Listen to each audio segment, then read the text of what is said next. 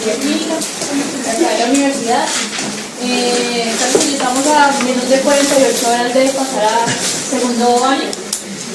Pues algo muy bueno, la verdad.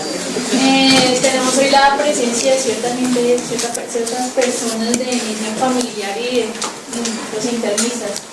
Está concurrido esto, pues. Esta parte son aspectos clave, básicos, para poder formular antimicrobianos. Y esto también se puede aplicar a cualquier medicamento, como que son consejos que uno debería tener a la hora de formular cualquier medicamento. Entonces, en primera instancia, pues el contenido de la charla, vamos a hablar de distintas cosas. Primero, pues, hablar de las características de farmacocinética de los niños, de la población pediátrica. Entonces, aquí vamos a hablar de la famosa acné. Ustedes ya vieron en sexto, séptimo semestre. Unas premisas del uso seguro de antimicrobianos, el uso racional de antimicrobianos, algunas recomendaciones generales y unas consideraciones para ciertos grupos de antibióticos y finalmente pues unas conclusiones. Tranquilos, no se vayan a preocupar por copiar. Estas charlas pues igual se las dejamos nosotros, no hay ningún problema, relájense. Ya igual lo más como difícil ya pasó. Ya relájense. Bueno, entonces primero, las características de farmacocinética en pediatría. Entonces, yo me imagino que ya la doctora Belén y todos los doctores pediatras les habrán dicho que lo primero es tener en cuenta que los niños, la población pediátrica, no son adultos chiquitos, no son adultos a escala. Entonces hay muchas cosas que son diferentes y hay que tenerlas en cuenta para a la hora de formular cualquier medicamento. Entonces, bueno, ustedes ya saben que la población pediátrica pues la dividen por como subgrupos etarios. Entonces tenemos los recién nacidos, los lactantes menores, los lactantes mayores, luego que los infantes y bueno, finalmente hasta que lleguen a la adolescencia, que ya es lo más parecido a los adultos. Pero entonces hay que tener en cuenta que a través de estas etapas del crecimiento, del desarrollo, pues hay diferencias en los parámetros de farmacocinética y hay que tenerlos en cuenta. Siguiente. Entonces, ese esquema de ahí muestra las diferencias, o sea, bueno, qué es exactamente farmacocinética y lo que la diferencia de la farmacodinámica. Entonces recordemos que la farmacocinética es lo que el organismo le hace a algún fármaco. Eso lo vieron ustedes con el doctor Bustamante. Y todo parte, esto más que todo es para una administración de algún medicamento por vía oral, en donde usted administra un medicamento, el fármaco como tal, pues el medicamento se va a desintegrar, va a haber un proceso de disolución y luego van a ocurrir una serie de etapas, de procesos, que son la absorción, la distribución, el metabolismo y la excreción, y hasta ahí esa parte es lo de farmacocinética, lo que el organismo le hace al fármaco. Posteriormente pues ya viene la parte de farmacodinámica, que es ya cuando el fármaco interactúa con el receptor o con el objetivo, el blanco pues, según su mecanismo de acción, y podemos tener un efecto, y eso es lo que es la farmacodinámica. Todo esto, Carlitos, todo esto pues hay que tenerlo en cuenta porque son procesos que ocurren sinérgicamente, ¿sí? Ocurren todo al mismo tiempo, ¿sí? Cuando un fármaco empieza a tener algún grado de concentración plasmática, cuando se empieza ya a ver los procesos de distribución, metabolismo, excreción, todo es al mismo tiempo, no es un proceso lineal o consecuente entre uno y otro, sino todo ocurre al mismo tiempo. Apenas hay algún nivel de concentración plasmática, ya se va a empezar a distribuir, a metabolizar y por lo tanto a excretar. Entonces, lo primero es que en cuanto a la absorción, pues hay unos cambios muy significativos o diferencias comparado con los adultos. Hay estudios de farmacocinética tanto en recién nacidos a término y recién nacidos pretérmino. En recién nacidos a término, pues al nacimiento, o sea, acá voy a hablar diferencias del pH, ¿sí? Del pH gástrico. Entonces, en los recién nacidos a término, ellos tienen un pH neutro que posteriormente va a disminuir alrededor de un valor de 3, más o menos, en las primeras 48 horas de nacimiento. Luego, en las siguientes 24 horas, ese pH va a empezar a aumentar, a llegar a la neutralidad y permanece así por alrededor de unos 10 días, más o menos. Y luego va otra vez a disminuir lentamente hasta que finalmente alcanza los valores fisiológicos, ¿sí? Del adulto, y eso se tarda más o menos hasta los 2 años. Y eso pues también puede explicar muchas cosas, como muchas interacciones, como muchos trastornos pues a nivel gastrointestinal. Diferente de los recién nacidos pretérmino, que ellos casi que no nacen con ácido gástrico y lo mantienen así durante los primeros 14 días de vida, mientras que se acoplan como tal como a esos cambios posterior al nacimiento. En cuanto al vaciamiento gástrico, conocemos que está retrasado, es bastante lento y alcanza, digamos que la normalidad entre los 6 y 8 meses de vida. Entonces pues hay que tenerlo en cuenta, por eso es que también eso explica las razones por las cuales los recién nacidos tienen bastantes problemas a nivel del tracto gastrointestinal. Otra cosa, pues el tiempo de tránsito intestinal, que suele ser prolongado, sobre todo en los neonatos, pues ya que la motilidad y tanto el peristaltismo como tal están pues, disminuidos. Y otro aspecto importante es la inmadurez de la mucosa intestinal. A pesar de que pues ellos también igual tienen su superficie de mucosa, pues esta, por su inmadurez, permiten una mayor permeabilidad, es decir, van a aumentar, si digamos uno administra algún medicamento, va a haber una biodisponibilidad aumentada. ¿Se acuerdan de ese concepto de biodisponibilidad? ¿No? ¿Nadie sabe? ¿Nadie se acuerda de qué es biodisponibilidad de medicamentos? Ok. La biodisponibilidad, entonces, acuérdense que es el porcentaje de fármaco que pasa a la circulación sistémica. Y hay que tenerlo en cuenta porque eso también va a determinar mucho la forma farmacéutica que yo voy a escoger a la hora de dar un antibiótico, un medicamento. Entonces hay que tenerlo en cuenta. Entonces pues los niños, por su inmadurez en la mucosa, pues van a tener una biodisponibilidad alta.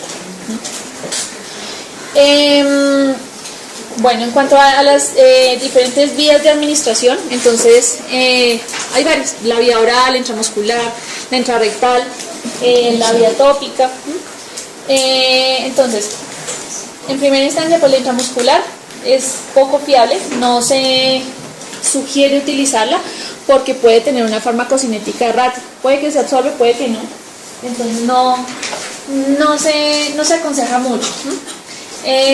La administración intrarrectal, hay que tener en cuenta que el pH es alcalino comparado con los adultos, que es neutral, y que el metabolismo puede variar. ¿Ustedes se acuerdan eso del metabolismo del primer paso? ¿Del primer paso? ¿Quién se acuerda de qué es metabolismo del primer paso? No escuché. ¿Quién? ¿Alguno? ¿Tú? ¿Qué es el metabolismo del primer paso? Es el metabolismo como de un fármaco. El metabolismo que se hace inicialmente en el hígado. Ok, bueno, el metabolismo, bueno, sí, por ahí va, más o menos. El metabolismo del primer paso, recuerden que es el proceso, obviamente, de metabolismo que sufren algunos medicamentos administrados por vía oral. Y se puede dar tanto en el hígado por las diferentes formas de metabolismo, que ahorita lo vamos a ver, o puede ocurrir también a nivel intestinal. Acuérdense que a nivel intestinal nosotros también tenemos las enzimas del citocromo, entonces hay que tener en cuenta eso.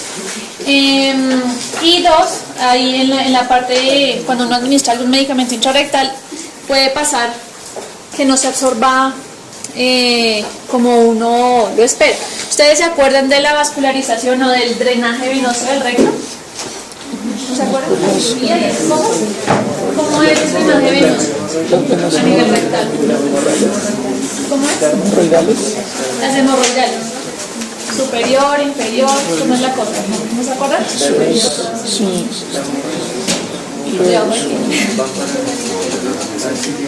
Bueno, entonces, ¿qué pasa con la administración intrarrectal? ¿Uno cómo hace para saber a qué nivel del niño está la mesentérica superior, la hemorroidal superior, la inferior? No sabe, ¿sí? Porque no se puede saber, uno le va a administrar algo a un bebé, entonces no.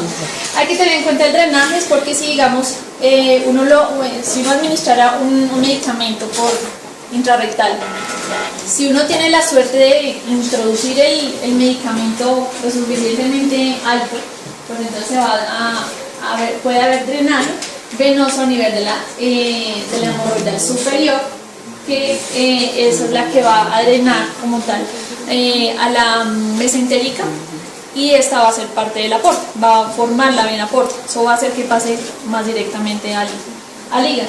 Diferente de las hemorroidales media inferior, que pues van a ser como tal a través de las ilíacas, van a llegar a la cava inferior.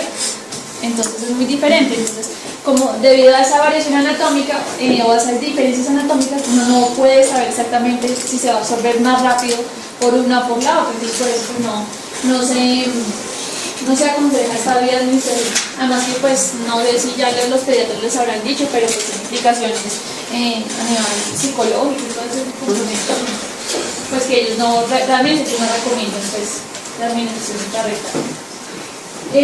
Otra cosa es la absorción percutánea, que esa puede ser bastante rápida en los neonatos y en los infantes, incluso también pues, en los nacidos pretérmino, ya que el estrato córneo es muy delgado. Entonces pues fácilmente uno puede administrarles algún medicamento tópico y puede llegar a concentraciones tóxicas. Entonces pues tampoco se aconseja mucho esta vía de administración. Bueno, y lo otro es que a los niños probablemente vayan con alguna inyección intramuscular y pues seguro no va a ser tan amigable. Bueno,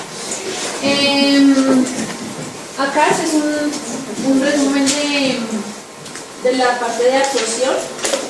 Esto está en un artículo de farmacocinética clínica del 2006. La referencia está arriba. Yo cuando la presentación ustedes lo pueden conseguir fácilmente, no hay ninguna limitante, pero como para que le echen un ojito y verán que hay diferencias. Ahí hablamos de las diferentes rutas de administración, sobre todo la oral, la rectal, la percutánea, las diferencias que hay, digamos, en niños menores de 2 semanas y mayores de 2 semanas, entre otras cosas, pues para que lo tengan en cuenta, para luego quedar. En cuanto a la distribución, entonces pues, los niñitos tienen bastante contenido de agua, hay que tenerlo en cuenta. Se sabe que el volumen de agua corporal total es bastante alto, llegando a un 90% del peso. En recién nacidos pues, la grasa representa un porcentaje alrededor del 10-15% del peso, entonces pues, hay que tenerlo en cuenta también. Es que bueno, a tener en cuenta pues, como las proporciones del líquido extracelular, que digamos en este caso puede llegar a ser un 45% en neonatos comparado con el 20% de los adultos. Eso pues, va a tener muchas diferencias. Bueno, en distribución también tener en cuenta qué fármacos pueden llegar a atravesar con mayor facilidad o llegar con más facilidad a diferentes compartimentos, a diferentes tejidos. Entonces hay que tener en cuenta eso porque hay fármacos que pueden llegar al sistema nervioso central y hay que tener en cuenta también que si digamos uno habla de una distribución alta, significa que puede llegar a pasar a muchos tejidos. Generalmente cuando llegan al sistema nervioso central pues uno infiere que es un medicamento que tiene un volumen de distribución alto. En la distribución también hay que tener en cuenta la unión a proteínas. qué tan factibles que se unen a las proteínas, a cuáles proteínas plasmáticas, en qué porcentaje, porque eso nos va a impactar en la cantidad de fármaco libre, ¿sí? De la hora de formular cualquier medicamento.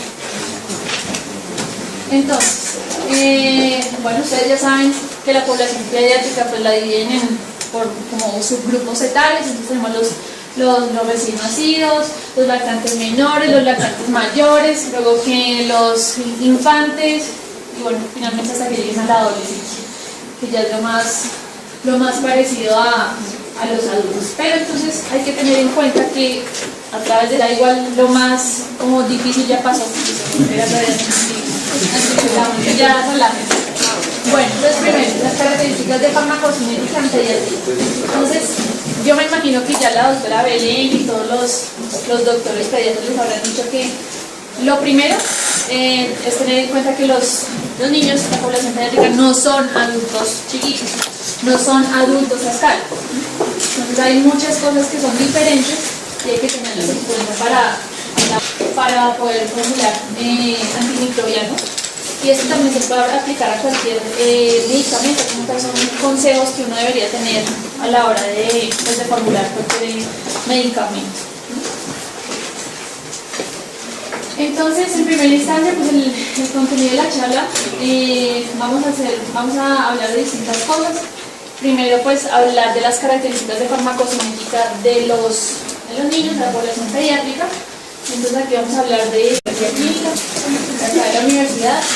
Estamos a menos de 48 horas de pasar a segundo año. Pues, algo muy bueno, la verdad. Tenemos hoy la presencia de ciertas personas de mi familiar y de los internistas. Está concurrido esto, pues. Esta parte son aspectos clave, básicos de la famosa acné. Ustedes ya vieron en textos, salimos en mente. Unas premisas del uso seguro de antimicrobianos, el uso racional de antimicrobianos, algunas recomendaciones generales y unas consideraciones para ciertos grupos de antibióticos y finalmente pues unas conclusiones. Tranquilos, no se vayan a preocupar por copiar. Estas charlas pues igual se las dejamos nosotros, no hay ningún problema, relájense.